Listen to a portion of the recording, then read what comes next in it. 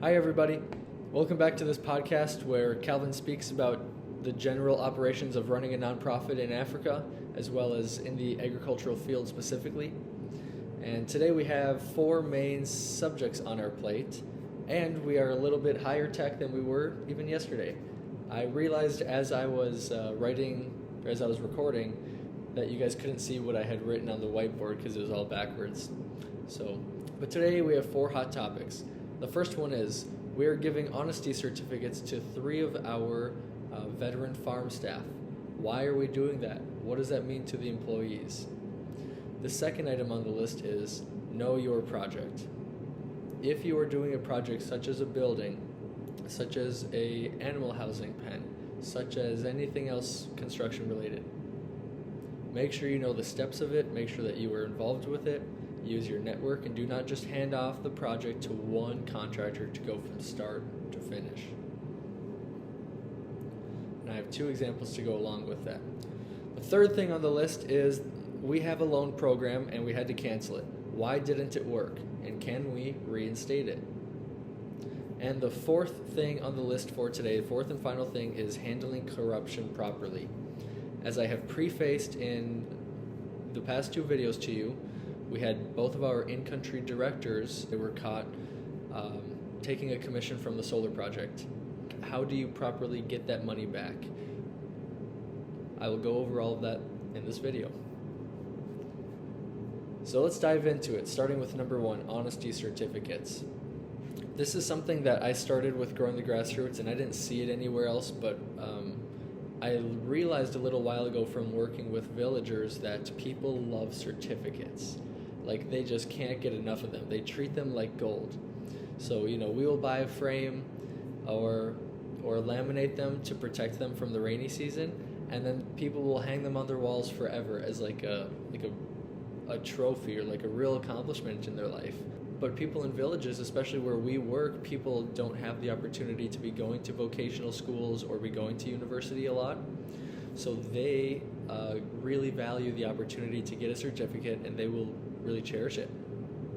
So we made up this idea to give honesty certificates to our employees if they do something like call out corruption or stand up for themselves or stand up for the moral values of Growing the Grassroots. We gave out 2 honesty certificates in February 2024, one to Edmund and one to Saidu. And anyways, we're now giving 3 more out to Saidu again, Alhaji, and Kadiatu. And the reason is because they stood up for the organization when we were in country a few weeks ago, and they really called out their bosses, Shaka and Edmund, their in-country directors, and they said, these guys stole from you. So as a result, we are going to reward them, while on the other hand, we are still, sanctioning Shaka and Edmund for stealing from us. But anyways, what do those certificates mean to the employees? Again, it really just, to them, it feels like they are noticed in the organization. If you guys think about this, in America, we have such good awareness in companies nowadays in 2024 about treating employees with respect, treating all people with respect, and there are human resources departments specifically for this. There isn't that type of stuff in Africa. People can still be treated very viciously in the workplace in Africa. So here they really feel like they're noticed, they get respect from us, and I think that really goes a long way to creating this really positive environment.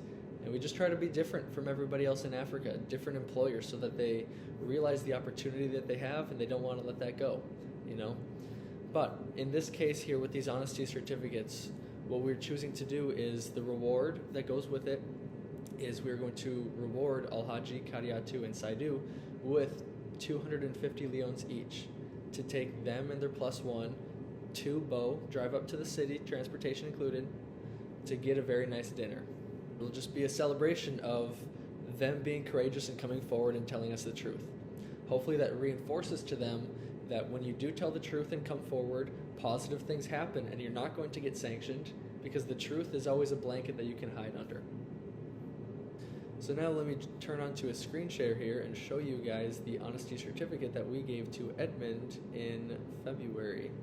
Certificate of Honesty. This certificate is proudly presented to Edmund Jumu in recognition of your commitment to valuing honesty, transparency, and dedication to the mission of growing the grassroots.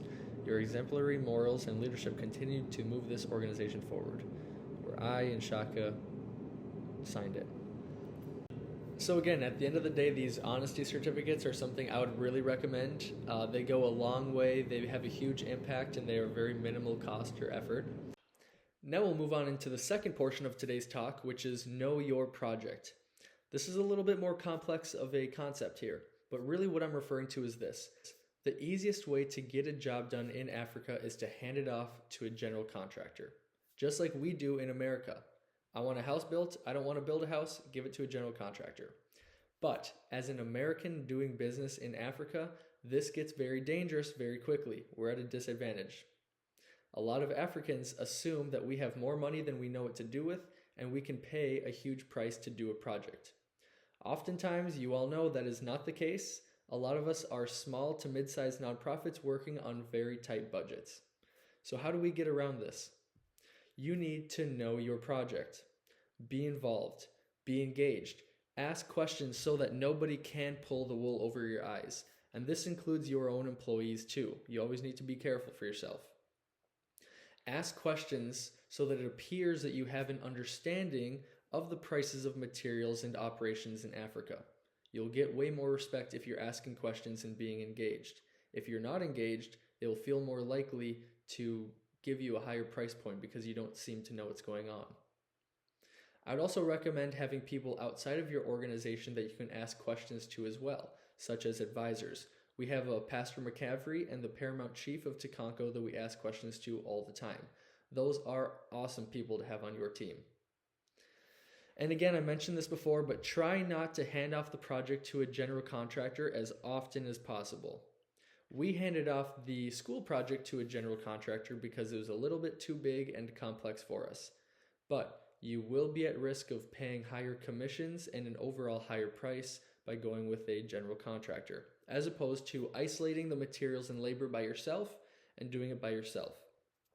As a small to mid-sized nonprofit, any one of us nonprofits should be taking on small projects on our own, not hiring outside help.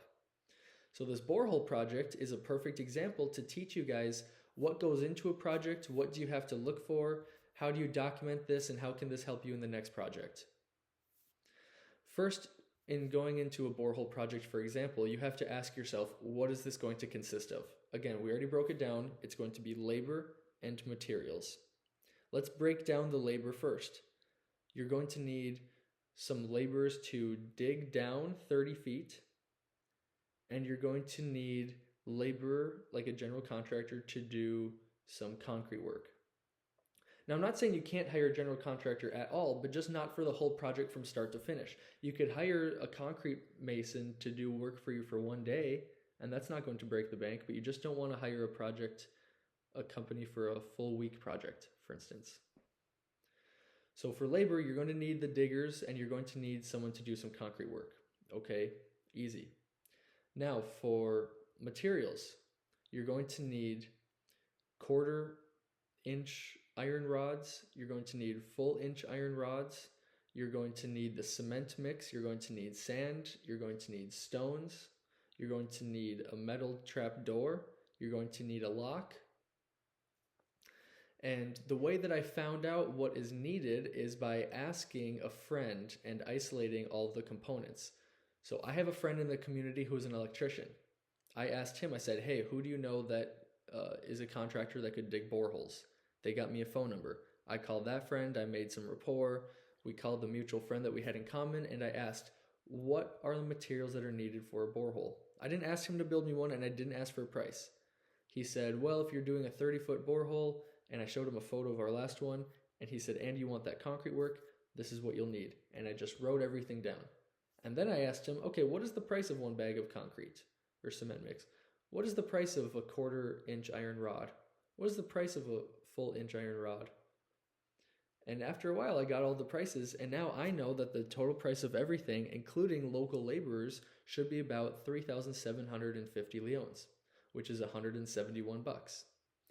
So if you've ever heard of nonprofits digging boreholes and they're asking for $500, I've seen that $500,000 quotes.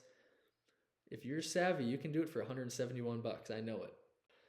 Another example of this is we are resodding the football field in Sembiun Tabema. Right outside of our school, there's a beautiful full-size football field, and we are going to resod it for the children, so it's a really fun time.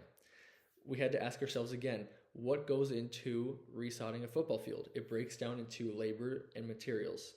What is the labor? Well, we are going to need locals to bring in soil and sand from the surrounding jungle. We need to pay them and we need to provide lunch for them, and that will take about a week of their time. So we need to think of something appropriate to pay 5 to 10 laborers plus lunch for their time. Now, materials goes into it. What goes into resodding a field? Well, we will need grass, we will need new soccer posts, we will need new nets, we'll need wheelbarrows to bring in that sand and soil, and the dirt will be free, the sand will be free, and the mulch will be free. The total cost should be about $360 for everything. And again, this would be probably $1,000 to $1,500 project if I just asked a general contractor to go down there and start getting quotes and take his time to do this. Because this will take several weeks, and a general contractor is paying himself for every day that he's on the job. But if I just take a few more hours of my time to do some investigative work, we can do the project for about 20% of the cost just by being patient and getting individual price points. A word to the wise is write down the components that go into each project so that if you want to do a duplicate project like it in the future, you already have a relevant quote from the past. On to number 3 of today, which is the loan program being canceled. Why was it canceled? Why didn't it work? And could we reinstate it? So we had a loan program, and essentially the concept of it was this.